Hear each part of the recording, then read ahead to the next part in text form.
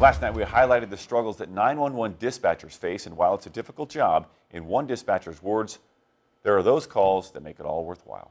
So one of those calls involved a young Morton girl whose mother suffered a life-threatening seizure. Despite being just 8 years old at the time, when Bella Robinson's mom suffered a medical episode, she knew just what to do. Castle County 911, what's the emergency?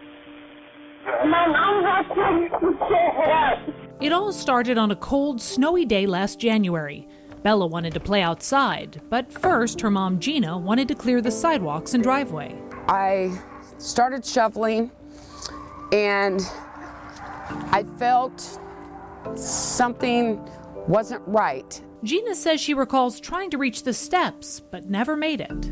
I don't remember, I just fell, and so when they found me, I was laying on my side on the ground, on the snow. I know she was out there a long time, and I went outside to see what she was doing. I didn't see her. Bella ran back in, grabbed her coat, and raced back out around the side of the house, only to find her mother lying on the ground, unresponsive. She said, try to shake me and say, "Mommy, Mommy," you know, and there was snow on me, and she wasn't getting a response, so she said she went right back inside and got my cell phone. I grabbed a phone and I dialed 911.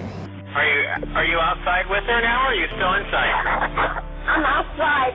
Jason Potter was the Tazewell County dispatcher who answered that call. Okay, is she breathing? I don't know. I don't think so. Okay, well, I'm getting help on the way.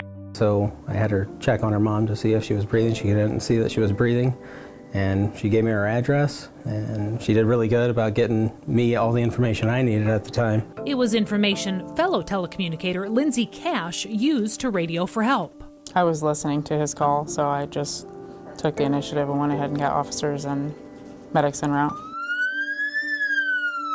And when police arrived, Bella followed dispatchers' instructions, standing by her mother, waving her arms so they could find her in the falling snow.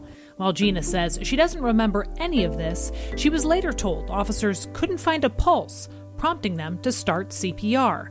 They were efforts that ultimately saved her life. She's my hero.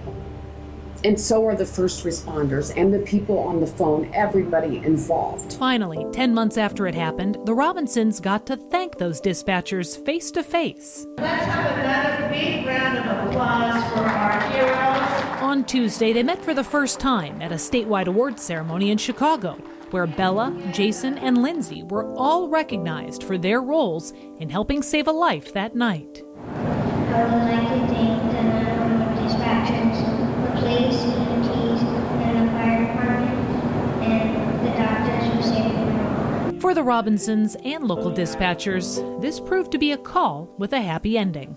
It's difficult sometimes, but you know, you have the bad ones, but then you have the good ones that turn out really good like this, so it makes it worthwhile for sure. And we love stories with happy endings. Now at that same award ceremony, by the way, a 7-year-old girl from McLean County was also recognized for calling 911 and saving her mother, along with the dispatcher who took that call. And not only does this show how important our dispatchers are, but it shows the importance of teaching kids to know how to call 911 properly and how to know your address. That's something that Bella's mom said they started working on when she was 3 because her mom had medical conditions. Boy, it paid off. She went right to the phone, did the right thing. She knew just what to do. One smart young lady, very brave too.